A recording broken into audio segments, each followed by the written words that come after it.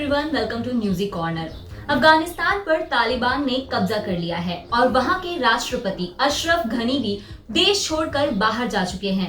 वहां जाने के बाद अशरफ घनी ने कहा है कि अगर वो देश छोड़कर बाहर नहीं जाते तो और ज्यादा खून खराबा होता और अफगानिस्तान का जो काबुल शहर है वो पूरी तरह से बर्बाद हो जाता।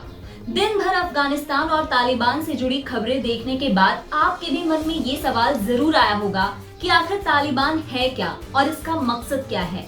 आइए इस वीडियो में हम आपको बताते हैं क्या है तालिबान, तालिबान की शुरुआत कैसे हुई थी और आज अफगानिस्तान में जो सिचुएशन बनी हुई है उसके लिए सबसे बड़ा जिम्मेदार अमेरिका और रूस है, और साथ ही साथ पाकिस्तान की क्या भागीदारी रही है इस पूरे मामले में डिटेल में समझाते हैं। सबसे पहले हम आपको बताते हैं कि आखिर तालिबान शब्द का मतलब क्या है। तालिबान एक पश्तो जबान का शब्द है। पश्तो भाषा में छात्रों को तालिब कहा जाता है, लेकिन छात्रों के आतंकी बनने की शुरुआत कैसे हुई ये जानने के लिए आपको थोड़ा पीछे चलना होगा, ताकि आप ना सिर्फ ये समझ पाए कि तालिबान क्या है, लेकिन इसकी शुरुआत कैसे हुई और इसके पीछे किन देशों का हाथ था और इनकी मानसिकता क्या है, ये सारी चीजें भी साथ ही साथ पता चल पाए। बात है 1919 की, जब अंग्रेजों ने अफगानिस्तान को आजाद कर दिया। यहाँ पर पहाड़ और रेगिस्तान के अलावा अंग्रेजों को कुछ नहीं मिल रहा था, इसीलिए उन्होंने इस देश को छोड़ दिया। उनके जाने के बाद यहाँ पर शाह वंश की राजशाही आ गई।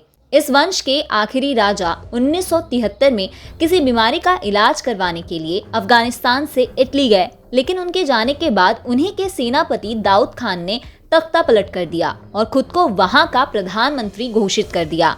उस समय वहां के लोगों ने उसे सपोर्ट किया, क्योंकि उन्हें लगा कि राजा से अच्छा है कि देश में संविधान लागू होगा।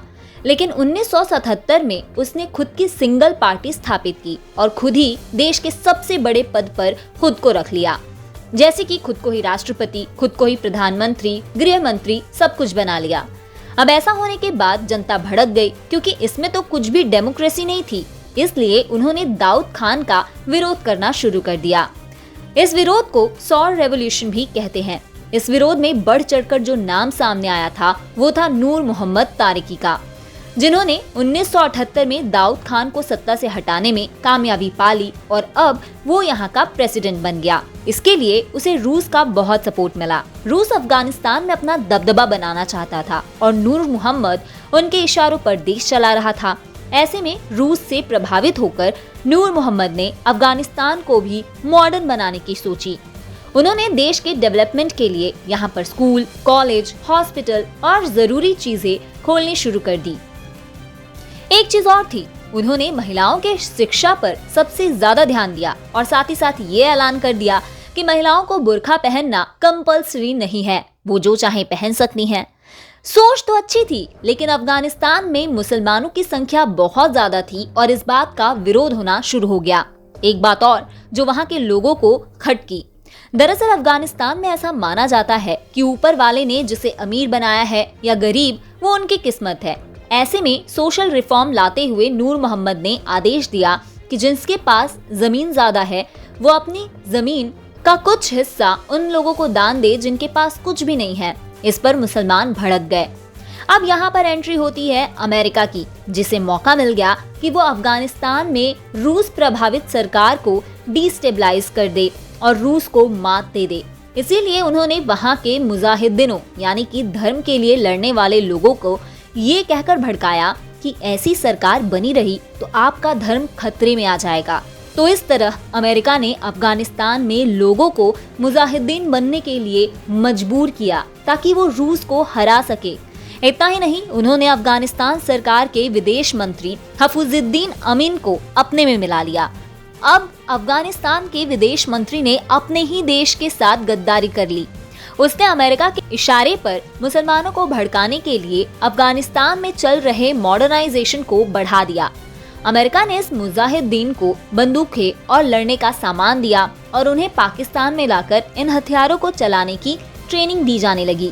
इसके अलावा अमेरिका ने अफगानिस्तान के स्कूलों में बच्चों को भी देश के गवर्नमेंट के खिलाफ भड़काना शुरू कर दिया। इन छात्रों को ही तालिब कहा जाता था और यही आगे चलकर तालिबान बन गए। देश में दंगे होने लगे तो नूर मोहम्मद तारिकी अफगानिस्तान छोड़कर रूस गए ताकि वो इस पूरे मामले को समझ सकें। वहां रूस ने उन्हें बताया कि उन्हीं का विदेश मंत्री हफूजुद्दीन अमेरिका का एजेंट है और उसी के इशारों पर काम करता है, तो उसे हटाओ। इसके पहले कि नूर मोहम्मद ऐसा करते, हफूजुद्दीन को पता चल गया कि उसके साथ क्या होने वाला है। ऐसे में जब नूर मोहम्मद ये मीटिंग करके अफगानिस्तान लौटे तो उनके परिवार के साथ उन्हें मार दिया गया। अब यहाँ पर हफूजुद्दीन ने अपनी सरकार बना ली, लेकिन उसे हटाने के लिए रूस ने उस पर हमला कर दिया। रूस को लगा वो ये जंग बहुत आसानी से जीत लेगा। उसने हफूजुद्दीन को मार दिया और अब रूस की सेना आगे बढ़ने लगी। लेकिन इतने सालों में अमेरिका ने जिन लोगों को हथियार और ट्रेनिंग दी थी, उन मुजाहिदीनों से लड़ाई रूस को बहुत महंगी पड़ी। 1979 में वो ये लड़ाई हार गए और वहां से निकल गए। इस लड़ाई में रूस के 15,000 लोग मारे गए थे। रूस की सेना जब वहां से गई तो मुजाहिदीनों के कई गुट बन गए। वो आपस में भी लड़ने लगे। वो अफगानिस्तान में दिन दहाड़े लोगों को मारने लगे, उनकी औरतों को अगवा करने लगे और उनके घर और सामानों को लूटने लगे। इससे परेशान लोगों को चाहिए था एक ऐसा लीडर जो देश चला सके। उसने देखा कि उमर नाम का एक छात्र यानी कि तालिब रूस के साथ लड़ाई में जमकर लड़ा था। इस लड़ाई में उसकी एक आंख भी चली गई थी और रूस के जाने के बाद वो यहाँ पर एक मौलवी बन गया। जब लोगों ने उसे एक संगठन बनाने को कहा तो उसने अफगानिस्तान में रूस के खिलाफ लड़ चुके छात्रों यानी तालिबों के साथ मिलकर तालिबान नाम का संगठन बनाया और यहीं पर बना तालिबान। तालिबान ने पाकिस्तान और अफगानिस्तान के पश्तून इलाकों में ये वादा किया कि अगर वो एक बार सत्ता में आ जाएं तो सुरक्षा और शांति कायम करेंगे। वो इस्लाम के साधारण शरिया कानून को लागू करेंगे। हालांकि कुछ ही समय में तालिबान लोगों के लिए सिरदर्द साबित हुआ। शरिया कानून के तहत महिलाओं पर कई तरह की कड़ी पाबंदियां लगा दी गईं। सजा देने के विभत्स तरीकों के चलते अफगानी समाज में इसका विरोध होने लगा। आइए आपको बताते हैं कि तालिबान ने लोगों पर किस तरह की पाबंदियां लगा दी थीं। तालिबान ने शरिया कानून के मुताबिक अफगानी पुरुषों के लिए बढ़ी हुई दाढ़ी और महिलाओं के लिए बुर्का पहनने का फरमान जारी कर दिया था। टीवी, म्यूजिक, सिनेमा पर पाबंदी लगा दी गई थी। 10 उम्र के बाद लड़कियों के लिए स्कूल जाने पर मनाही थी। तालिबान ने 1996 में शासन में आने के बाद लिंग के आधार पर कई कड़े कानून बनाए। इन कानूनों ने सबसे ज्यादा महिलाओं को प्रभावित किया। अफगानी महिला को नौकरी करने की इजाजत नहीं दी जाती थी। लड़कियों के लिए सभी स्कूल, कॉलेज और यूनिवर्सिटी के दरवाजे बंद कर दिए गए थे। किसी पुरुष रिश्तेदार के बिना घर से निकलने पर महिला का बहिष्कार कर दिया जाता है। पुरुष डॉक्टर द्वारा चेकअप कराने पर महिला और लड़की का बहिष्कार किया जाएगा। इसके साथ महिलाओं पर नर्स और डॉक्टर बनने पर पाबंदी थी। तालिबान के किसी भी आदेश का उल्लंघन करने पर महिलाओं को निर्दयता से पीटा और मारा जाएगा। तालिबान इलाकों में शरीयत का उल्लंघन करने पर बहुत ही क्रूर सजा दी जाती है। एक सर्वे के मुताबिक 97% अफगानी महिलाएं डिप्रेशन की शिकार हैं। घर में गर्ल्स स्कूल चलाने वाली महिलाओं को उनके पति, बच्चों और छात्रों के सामने गोली मार दी जाती है।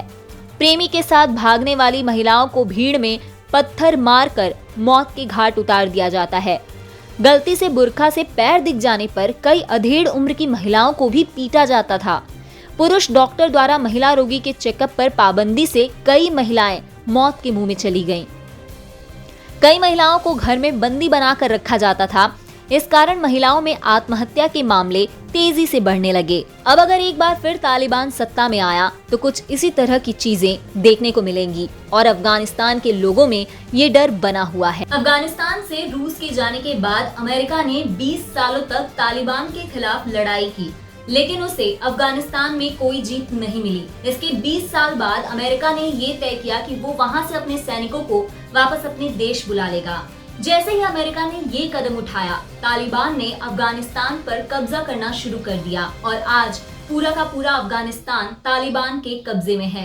तालिबान का सिर्फ एक ही मकसद है, अफगानिस्तान में इस्लामी अमीरात को स्थापित करना, जिसके बाद ये देश पाषाण काल में चला जाएगा। अगर आपको ये वीडियो इन्फॉर्मेटिव लगा है तो कमेंट्स में मुझे बताइए और ऐसे ही अपडेट्स के लिए देखते रहिए म्यूजिक कॉर्नर।